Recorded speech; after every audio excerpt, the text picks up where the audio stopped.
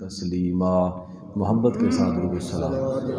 الصلاۃ والسلام علیک یا سیدی یا رسول اللہ وعلی آلک واصحابک یا سیدی یا حبیب اللہ۔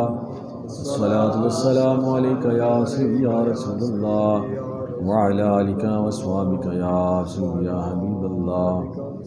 حضرات محترم برادران اسلام، اللہ تعالیٰ کا لاکھ لاکھ شکر ہے جس کے فضل و کرم سے ہم سب جمعۃ المبارک کی ان پاکیزہ گھڑیوں میں حاضر ہیں۔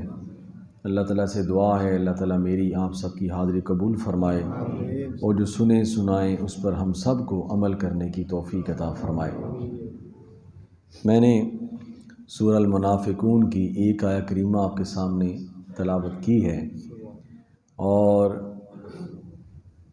اس میں ایک ایسی بیماری کا ذکر ہے جو انسان کے ایمان کو کھوکھلا کر دیتی ہے اور انسان کے ایمان کو خطرے میں ڈال دیتی ہے یہاں تک کہ وہ توبہ کر لے۔ یہ فتنہ جسے ہم منافقت کہتے ہیں، نفاق کہتے ہیں، انسان کا دو رنگ ہونا، کہ یہاں کچھ بات ہے کسی محفل میں کوئی اور بات ہے، تو اس کو منافق کو ذی الوجہین بھی کہتے ہیں، دو چہروں والا۔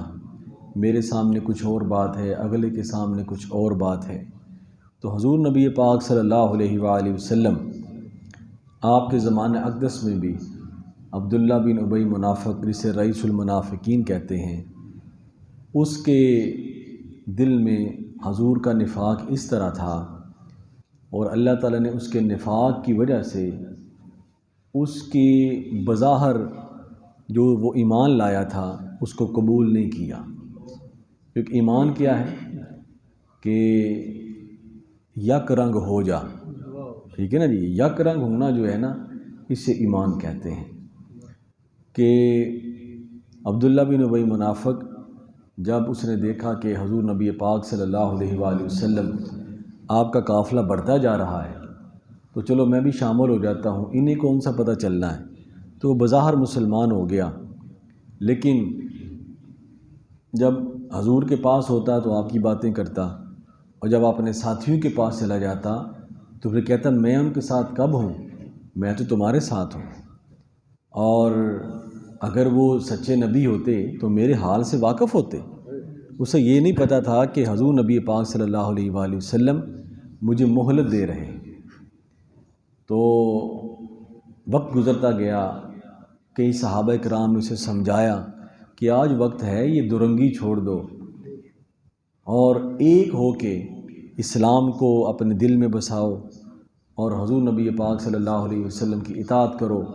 ایسا نہ ہو کہ پھر سخت وقت آ جائے۔ اب اسی کا بیٹا، اس کا نام بھی عبداللہ ہے، اس کا نام بھی عبداللہ، لیکن اس کا نام بھی عبداللہ تھا، لیکن فرق تھا، باپ منافق ہے اور بیٹا صحیح معنی میں مسلمان ہے۔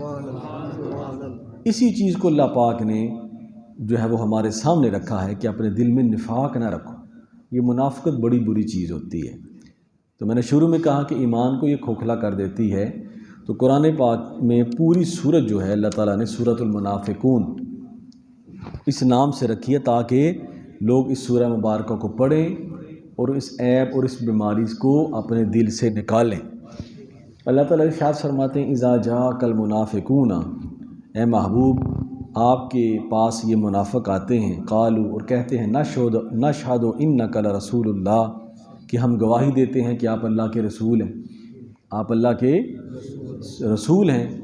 تو اللہ پاک فرماتے ہیں واللہ یعلم انک لرسولہ، اللہ پاک فرماتے ہیں خدا جانتا ہے کہ آپ میرے رسول ہیں۔ یہ جو منافق آپ کے کہہ رہے ہیں نا آپ کو، جو اوپر سے، تو خدا جانتا ہے کہ آپ اللہ کے رسول ہیں، یہ اوپر سے کہہ رہے ہیں۔ فرمایا واللہ یشہد ان المنافقین لکاذبون، اور اللہ گواہی دیتا ہے، اللہ تعالیٰ یہ گواہی دیتا ہے کہ بے شک منافق یہ جھوٹ بول رہے ہیں۔ تو جب ایسے لوگ آپ کے پاس آتے نا، عبداللہ بن ابی منافق جیسے، تو آپ کے کہتے ہیں جی ہم آپ کے ساتھ ہیں، ہم آپ کی مدد کریں گے، یہ ہے کیونکہ جو سچے لوگ تھے، جو حضور کے سچے غلام تھے، جن کا دل منافقت سے کوسوں دور تھا، ان کے بارے میں اللہ تعالیٰ نے فرما دیا اللہ ان سے راضی ہے۔ اللہ ان سے راضی ہے۔ سیدنا صدیق اکبر ہیں، سیدنا فاروق ہیں، سیدنا شیر خدا ہیں، سیدنا عثمان غنی ہیں، حضرت بلال، حضرت صہیب، حضرت سلمان فارسی، حضرت اسامہ، حضرت طلحہ، حضرت زبیر، حضرت سعید، یہ سارے صحابہ کرام جو حضور کی بارگاہ میں فرمایا اللہ ان سے راضی ہے، کیونکہ ان کی توجہ کا مرکز اور ان کے ایمان کا محور وہ آپ کی ذات ہے۔ جو آپ فرماتے ہیں اسی پر ہی عمل کرتے ہیں، جو آپ کہتے ہیں اسی پر ہی عمل کرتے ہیں۔ اور یہ جو طبقہ ہے جو منافقت رکھتا ہے، یہ اوپر سے آپ کے ساتھ ہے اور اندر سے یہ کہتا ہے کہ ہم آپ کے ساتھ نہیں، تو اللہ تعالیٰ عن قریب ان کے منافقت کو کھول دے گا۔ لیکن اللہ تعالیٰ مہلت دیتے ہیں بندوں کو، کوئی بھی بندہ ہو اللہ تعالیٰ اسے مہلت دیتے ہیں، اسے وقت دیتے ہیں، ہو سکتا ہے یہ سنبھل جائے۔ لیکن جب منافقت بڑھ جاتی ہے تو وہ ایک کینسر کی شکل بن جاتی ہے جس کا علاج ہی ناممکن ہے۔ کسی بھی انجیکشن سے، کسی بھی روحانی علاج سے پھر اسے فرق نہیں پڑتا۔ اس لیے کوئی بھی برائی ہو، کوئی بھی گناہ ہو، اسے اپنے ذات کے اندر پنپنے نہ دیں۔ جیسے ہی آپ نے غلطی کی ہے، حضور نے فرمایا فوراً نیکی کیا کرو، فوراً توبہ کر لیا کرو۔ ایک تو اس گناہ کی قوت کم ہو جائے گی، اور اگر آپ نیکی پر اصرار کرتے رہیں گے تو وہ قوت کم ہوتے ہوتے ختم ہو جائے گی، اور برائی آپ کے وجود سے ہمیشہ کے لیے جاتی رہے گی۔ تو کسی برائی کو اتنا نہ کرتے جائیں چاہے اس میں کتنی ہی لذت محسوس ہو۔ برائی بالآخر برائی ہے اور اچھائی بالآخر اچھائی ہے۔ تو فرمایا کہ اے محبوب میں گواہی دیتا ہوں یہ جو عبداللہ بن ابی منافق ہے، اور یہ منافق ہے اور آپ کے ساتھ نہیں ہے، جو آپ کے ساتھ ہیں ہم ان سے راضی ہیں، ہم ان سے خوش ہیں۔ اب وہ منافق کرتے کیا تھے؟ قرآن پاک نے ان کی ایک چیز کو بیان کیا ہے، فرمایا اتخذوا ایمانہم جنۃ فصدوا عن سبیل اللہ۔ فرمایا وہ اللہ کے رسول کی بارگاہ میں جھوٹی قسمیں کھاتے تھے، جھوٹی قسمیں کھاتے تھے اور لوگوں کو اللہ کی راہ سے روکتے تھے۔ یعنی اسلام کی آڑ میں بظاہر وہ لوگوں کے سامنے جھوٹی قسمیں کھا کے اپنی راہ کو ہموار کرتے تھے کہ ہم تو مسلمان ہیں، ہم تو ان کے ساتھ ہیں، لیکن وہ صحیح بندہ ہوتا ہے وہ صحیح ہوتا ہے۔ تو یہ 200-250 کے قریب تھے جس طرح غزوہ احد میں جو ہے وہ حضور نبی پاک صلی اللہ علیہ وآلہ وسلم جب احد پہاڑ کی طرف آپ نے جنگ کا ارادہ فرمایا تو 250 جو یہودی اپنا منافق تھے وہ نکل گئے۔ تو صحابہ نے عرض کی یا رسول اللہ یہ تو نکل گئی، ہماری تعداد کم ہو گئی، 1000 تھی 750 رہ گئی۔ تو حضور نے فرمایا تم شکر نہیں کرتے اللہ تعالیٰ نے تم سے منافقین کو نکال دیا ہے۔ سبحان اللہ۔ اسی تو پتہ چلتا ہے کہ منافق کون ہے اور حضور کا صحابی کون ہے۔ اب دیکھیں نا، جب یہ مسجد قبلتین ہے جہاں قبلہ چینج ہوا تھا تو ظہر کی نماز کا وقت ہے، حضور نبی پاک صلی اللہ علیہ وآلہ وسلم نے آدھی نماز پڑھی اور آدھی نماز میں حکم آ گیا کہ اپنا چہرہ کعبہ کی طرف موڑ لیں۔ حالانکہ علیحدہ بھی حکم آ سکتا تھا، علیحدہ آپ نماز پڑھ لیتے اور علیحدہ وحی آتی کہ اے میرے رسول اب آپ کا قبلہ جو ہے خانہ کعبہ ہے، بیت المقدس کی طرف منہ نہیں کرنا، خانہ کعبہ ہے۔ نماز کے بعد حکم آ جاتا، لیکن نماز کے دوران کیوں آیا؟ اس کی وجہ یہ ہے، محدثین فرماتے ہیں یہ اللہ تعالیٰ نے امتحان لیا کہ میرے محبوب کے چہرہ موڑنے سے اپنا چہرہ کون موڑتا ہے۔ تو جیسے حضور نے چہرہ انور موڑا نا اپنا، تو حضور کے سارے غلاموں نے اپنا چہرہ موڑ لیا۔ کسی نے یہ نہیں کہا کہ یا رسول اللہ یہ تو ہم نماز میں ہیں، نماز ٹوٹ جائے گی اور نماز جو ہے فاسد ہو جائے گی۔ انہیں پتہ تھا میرا دین میں تو، میرا ایمان میں تو۔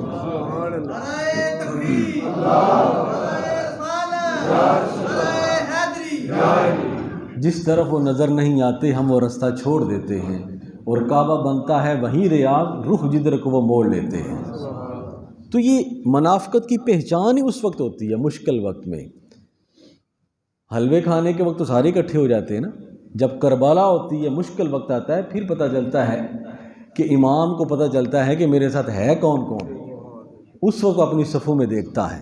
جس طرح حضرت امام حسین رضی اللہ تعالیٰ عنہ آخری رات آئی تو آپ نے فرمایا خدا تیرا شکر ہے تو نے دنیا کے بہترین ساتھی مجھے عطا فرمائے، اور آپ نے فرمایا میں تمہیں جنت بھی لے دوں گا، میں تم سے ناراض بھی نہیں ہوں، میں قیامت کے دن تمہاری سفارش بھی کروں گا، کوئی گلہ شکوہ مجھے تمہاری ذات سے نہیں ہے، تم اپنے اپنے گھروں کو چلے جاؤ۔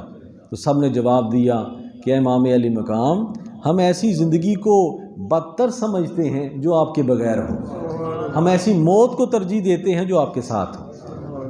تو یہ منافقت ایک ایسا کہ وہ ہمیشہ کے لیے محروم رہ گئے۔ تو کیا کرتے تھے؟ جھوٹی قسمیں کھاتے تھے کہ اللہ کی قسم۔ تو حضور قرآن پاک میں منافقین کی پہلی نشانی۔ دوسرا، وہ اللہ کے راستے سے روکتے تھے۔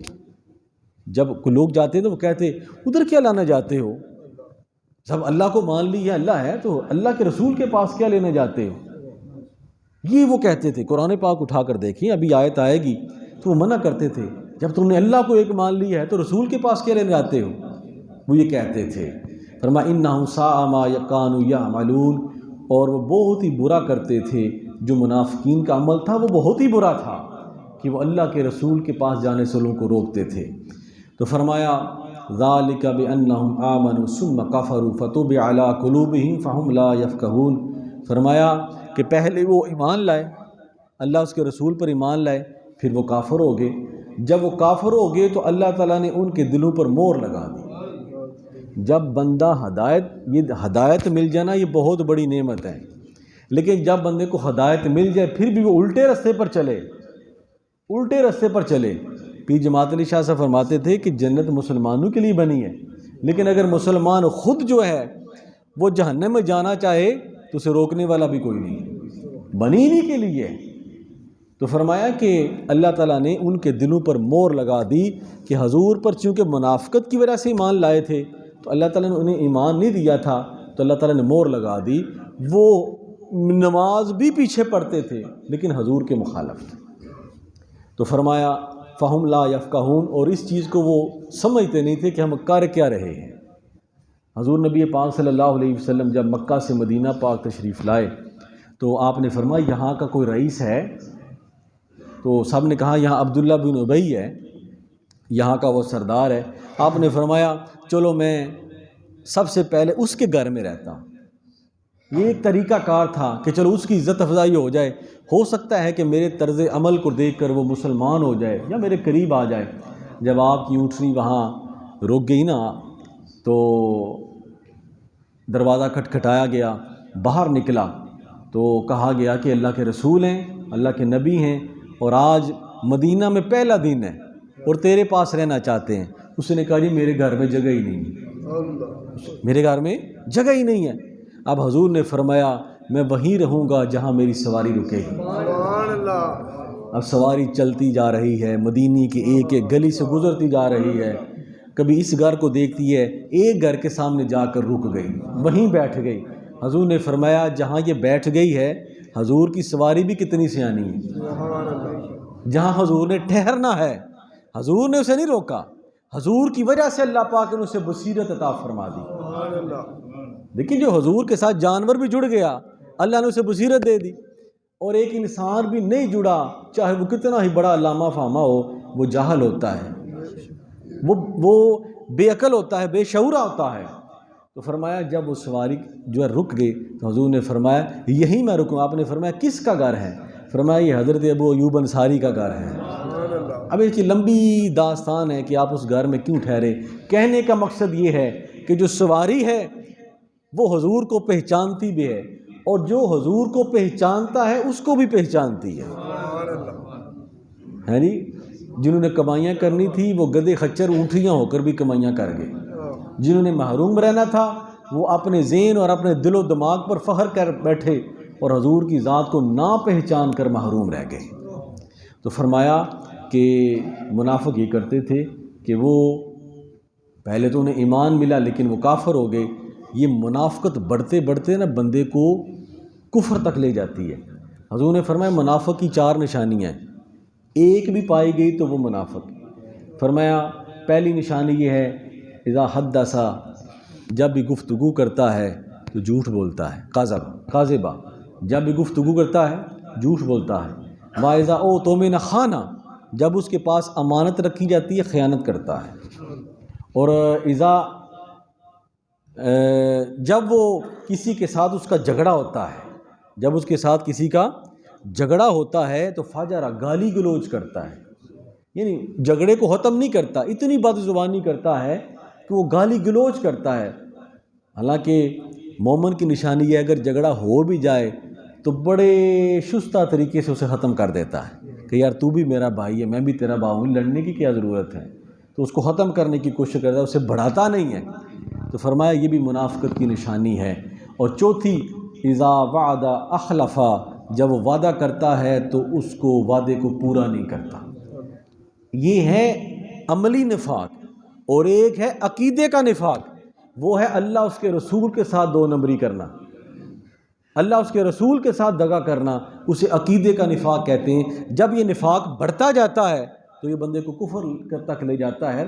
چونکہ عبداللہ بن ابی حضور کے زمانے میں رہ رہا تھا اور حضور کے ساتھ ہی وہ منافقت کر رہا تھا، تو اس کا جب منافقت اس کی بڑھی تو اللہ تعالیٰ نے اس کی منافقت کی وجہ سے فرمایا کہ اللہ نے تمہارے دلوں پر مہر لگا دی ہے۔ اس لیے جب وہ مر گیا نا تو حضور نے اللہ نے فرمایا محبوب اگر آپ 70 بار بھی ان کے لیے توبہ کریں گے اللہ قبول نہیں کرے گا۔ یا اللہ کیوں؟ فرمایا یہ تیرے اور تیرے خدا کے دشمن تھے اس لیے قبول نہیں کرے گا۔ اب بیٹا عبداللہ ان کے بیٹے کا نام بھی عبداللہ بن ابی، منافق کے بیٹے کا نام بھی عبداللہ تھا، وہ صحابی رسول تھے۔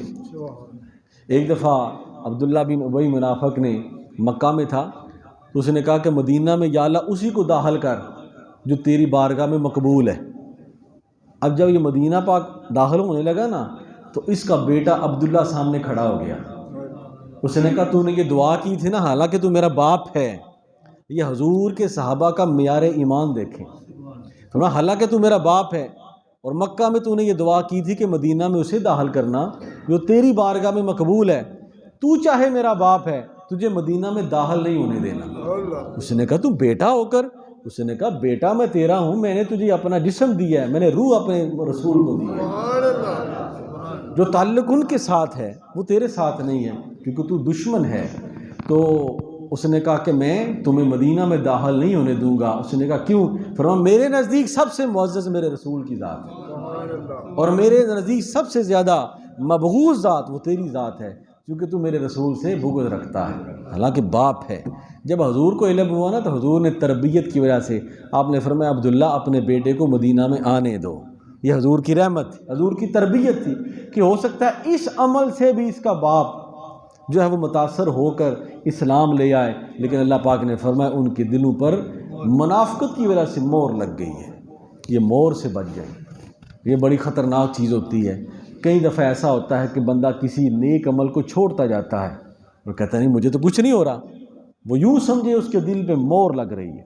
حضور نے فرمایا جو 3 جمعے بلا شرعی عذر چھوڑ دیتا ہے اللہ تعالیٰ اس کے دل پر مہر لگا دیتے ہیں، دل سیاہ ہو جاتا ہے۔ اگر اس کے پاس کوئی شرعی عذر ہے تو پھر تو ٹھیک ہے، اگر بالکل ٹھیک ہے اور جمعہ چھوڑ دیتا ہے تو اللہ اس کے دل پر بھی مہر لگا دیتا ہے۔ بندہ ایک نماز چھوڑتا ہے، چھوڑتے یار مجھے تو کچھ نہیں ہو رہا، تو پھر کیا ہوتا ہے اسے نماز نہ پڑھنے کی عادت پڑ جاتی ہے، روزہ نہ رکھنے کی عادت پڑ جاتی ہے، گالی گلوچ کرنے کی عادت پڑ جاتی ہے۔ اس لیے میرے دوستو بری عادت کو اپنے اندر مضبوط نہ ہونے دیں، فوراً نیکی کر کے اس کو ختم کر دیں، وہ ختم ہو جائے گی۔ کمرے کا اندھیرا اندھیرے سے لڑنے سے دور نہیں ہوتا، اپنا اس بلب جلائیں اندھیرا خود بہت دور ہو جاتا ہے۔ اگر آپ نے رب کی کوئی نافرمانی کی ہے، اللہ کے رسول کی کوئی نافرمانی کی ہے تو اس کا حل یہی ہے کہ اللہ کی بارگاہ میں توبہ کریں، معافی مانگیں اور واپس پلٹ کر صحیح رستے پر آ جائیں، پچھلا سارا کچھ معاف ہو جائے۔ تو فرمایا یہ کرتے تھے۔ اور پھر فرمایا وَإِذَا رَأَيْتَهُمْ تُعْجِبُكَ أَجْسَامُهُمْ، اور اے محبوب جب تم ان کے جسموں کو دیکھے گا تو ان کے جسم بڑے خوبصورت ہیں۔ جسم کا خوبصورت ہونا یہ اللہ کی بارگاہ میں کوئی مقبولیت کا سرٹیفکیٹ نہیں ہے کہ میں بڑا خوبصورت ہوں۔ قرآن پاک ابو جہل بڑا خوبصورت تھا، اس نے داڑھی بھی رکھی تھی، عبداللہ بن ابی منافق بھی بڑا خوبصورت تھا، داڑھی بھی رکھی تھی، لیکن سب کچھ ہونے کے باوجود بھی اللہ کی بارگاہ میں مقبول نہ ہو سکے۔ لیکن حضرت بلال حضرت ویسے کرنی حضور کے دور میں رہتے ہوئے بھی حضور کے پاس حاضر نہیں ہو سکے، اپنی ماں کی خدمت کی وجہ سے نبینا تھیں، تو حضور نے سے جب پوچھا گیا یا رسول اللہ آپ اس علاقے کی طرف چہرہ انور کر کے خوشبو کیوں سونگھتے ہیں؟ تو آپ نے فرمایا وہاں میرا کو غلام اویس رہتا ہے، اس کے ایمان کی خوشبو سونگھتا ہوں، اس کے ایمان کی خوشبو سونگھتا ہوں۔ فرمایا یا رسول اللہ پھر وہ آپ کے پاس حاضر کیوں نہیں ہوتے؟ فرمایا اس کی ماں بوڑھی ہے، نبینہ ہے، ان کی خدمت کی وجہ سے وہ میرے پاس حاضر نہیں ہوتے۔ آپ نے حضرت عمر فاروق اور حضرت علی شیر خدا رضی اللہ تعالیٰ کو ارشاد فرمایا میرے وصال کے بعد ان کے پاس حاضر ہونا اور میری امت کی بخشش کے لیے دعا کروانا۔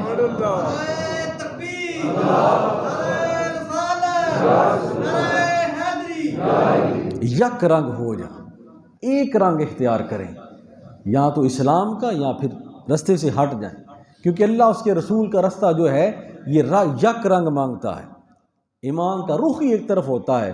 تو جب آپ حضرت علی شیر خدا حضرت عمر فاروق ان کی بارگاہ میں حاضر ہوئے تو آپ نے فرمایا اویس آپ اللہ کے رسول کی بارگاہ میں حاضر کیوں نہیں ہوئے؟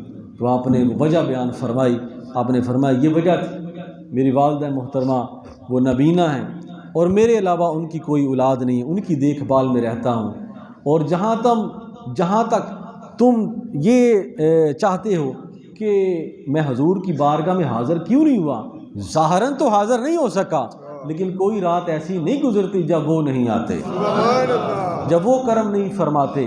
تو فرمایا میں ان کے ایمان کی خوشبو سونگھتا ہوں، کرن کہاں مدینہ پاک کہاں۔ تو میرے دوستو جب ایمان کی یہ حلاوت ہوتی ہے، یہ محرومی بہت بری چیز ہے۔ یہ لوگ وہ تھے جن کے جسم خوش نما تھے، جن کی جو ہے وہ شکلیں بڑی خوش نما تھیں، لیکن وہ رہ گئے حضور کو دیکھ کر بھی انگلیوں اپنا ہتھیلی میں کنکری انہیں کلمہ بھی پڑھ لیا پھر بھی محروم رہ گئے، نہ پہچان سکے۔ تو فرمایا اے محبوب جب تو ان کے جسموں کو دیکھے تو ان کے جسم بڑے خوش نما ہیں، بڑے تگڑے ہیں، لیکن اللہ کے نزدیک ان کی کوئی اوقات نہیں ہے۔ اللہ کے نزدیک اس کی اوقات ہے جو کالے رنگ والا ہے، ہونٹ بھی موٹے ہیں، بال بھی بکھرے ہوئے ہیں، نام اس کا بلال ہے اور حضور کا غلام ہے، سچے دل سے حضور کا عاشق ہے، دل میں کوئی نفاق نہیں ہے، دل میں کوئی بے ایمانی نہیں ہے، اس لیے اللہ ان سے راضی ہے۔ تو فرمایا وَإِن يَقُولُوا تَسْمَعْ لِقَوْلِهِمْ، فرمایا کہ اگر وہ آپ سے گفتگو کریں اور اگر آپ سے وہ گفتگو کریں تو آپ ان کی گفتگو سنا کریں۔ گفتگو وہ ایسی کرتے ہیں، یہ جو بنتا ہے نا منافق جو مطلب پرست ہوتا ہے، بڑی لیپڑیاں لگاتا ہے، ایسی گفتگو کرے گا آپ کے ساتھ کہ جیسے اس سے بڑھ کر آپ کا محب ہے ہی کوئی نہیں ہے، اس سے بڑھ کر کوئی آپ سے چاہت کرنے والا ہے ہی کوئی نہیں ہے، حالانکہ وہی اپنی میٹھی زبان کے ساتھ آپ کو جو ہے وہ ذبح کر رہا ہوتا ہے۔ تو فرمایا کہ اے میرے محبوب یہ بڑی بڑی باتیں آپ کے سامنے کرتے ہیں، لیکن یہ پتہ ہے کیا کأنہم خشب مسندہ، فرمایا یہ ایسی بیکار لکڑیوں کی طرح ہیں جو دیوار کے ساتھ کھڑی کر دی جاتی ہیں۔ منافق کی مثال اللہ پاک نے یہ دی ہے کہ ایسی لکڑی ہوتی ہے نہ جو جلانے کے کام آتی ہے، نہ پکڑنے کے کام آتی ہے، نہ ان کا کوئی فائدہ ہوتا ہے، نہ چھت ڈالنے کے کام آتی ہے۔ اے محبوب یہ منافق جو ہیں جو آپ کے سامنے بڑی بڑی باتیں کرتے ہیں، قسمیں اٹھاتے ہیں، تو یہ ایسی لکڑ کی طرح ہیں جن کو دیوار کے ساتھ لگا دیا جائے، نہ جلانے کے کام، نہ لگانے کے کام، نہ کچھ پکانے کے کام۔ ہاں لکڑی ہوتی ہے اگر خشک ہو تو جلانے کے کام آتی ہے۔